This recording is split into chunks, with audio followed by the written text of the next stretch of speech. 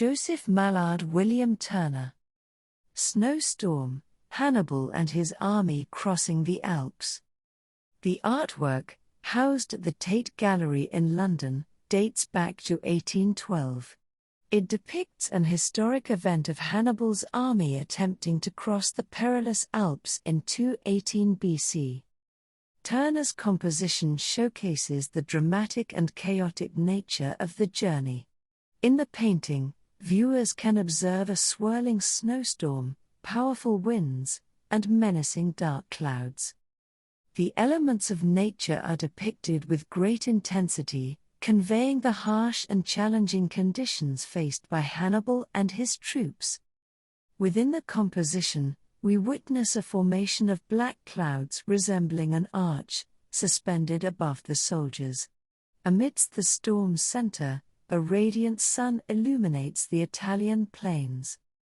In the foreground, the soldiers engage in combat with local tribes, although the figure of Hannibal remains indistinguishable. During the era of the Napoleonic Wars, Turner conceived this masterpiece, drawing a parallel between Hannibal and Napoleon, both conquerors who ventured across the Alps. By highlighting the connection, Turner reflects upon the determination and resilience exhibited by both Hannibal and Napoleon Bonaparte, who famously led his own army across the Alps. The painting showcases Turner's mastery of capturing atmospheric effects and his experimental use of light. Through skillful brushwork and vivid colors, he creates a sense of movement and turmoil.